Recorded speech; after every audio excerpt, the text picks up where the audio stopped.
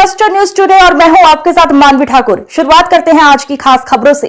25 के वर्ष के विश्राम के समय अंतिम क्षणों में आज हमको 25 दिसंबर को पुनः छत्तीसगढ़ की माटी को चूमने का सौभाग्य प्राप्त हुआ, स्पर्श करने का सौभाग्य प्राप्त हुआ। ये हमारे लिए भगवान बागेश्वर बालाजी और चंद्रखुरी मैया, राजीव लोचन भगवान, इन सबकी कृपा है। छत्तीसगढ़ महतारी अद्भुत है, छत्तीसगढ़ के लोग अद्भुत हैं।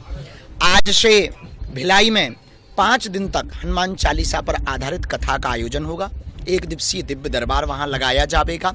भिलाई एक अद्भुत नगर है, शिक्षा की नगरी है, जो उद्योग जगत की नगरी है, जहाँ पूरे छत्तीसगढ़ के लोग विद्यार्थी पढ़ने के लिए भी आते हैं। तो वहाँ पर नए सपने और भारत को भव्य दिव्य बनाने के सपने देखे जाते हैं। उसी भूमि पर 5 दिवसीय हनुमंत कथा हमारे प्रिय वसंती जी एवं वहाँ की हमारी बहना सरोज पांडे जी, उनकी पूरी टीम, श्री राकेश पांडे जी, सब लोग बड़े उत्साह के साथ इस आयोजन को संपन्न करवा रहे हैं, पूरा बागेश्वर मंडल।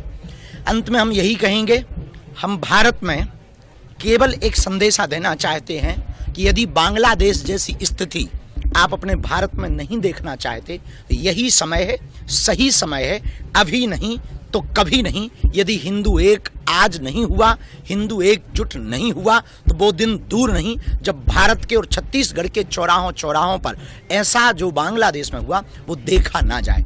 कांकेर की स्थिति पर भी हम कहना चाहेंगे, जो हुआ अच्छा नहीं हुआ, पर हिंदुओं ने एकता दिखाई, उसके लिए समस्त हिंदुओं को साधुवाद, धन्यवाद। पूरे छत्तीसगढ़ में शांति हो, छत्तीसगढ़ में उन्नति हो, भारत विश्व गुरु बने। और जब तक भारत हिंदू राष्ट्र नहीं हो जाएगा, हम यात्राएं करते रहेंगे। छत्तीसगढ़ की यात्रा उधार है। धर्मांतरण का मुद्दा लगातार छत्तीसगढ़ में, आपने कांकेर का जिक्र किया, कल छत्तीसगढ़ बंद भी था और धर्मांतरण को लेकर काफी दिक्कतें हो रही है। पहले बस्तर और सरगुजा संभाग में सीमित था, अब शहरी क्षेत्रों में भी धर्मांतरण। भारत में कैंसर से ज्यादा खतरनाक मतांतरण और धर्मांतरण है। इसके लिए समस्त सनातनी और हिंदू परंपरा के लोग कार्य कर रहे हैं, हम भी करेंगे। वह एकजुटता जब तक धर्मांतरण के 3 कारण हैं: अशिक्षा, अंधविश्वास, आर्थिक तंगी।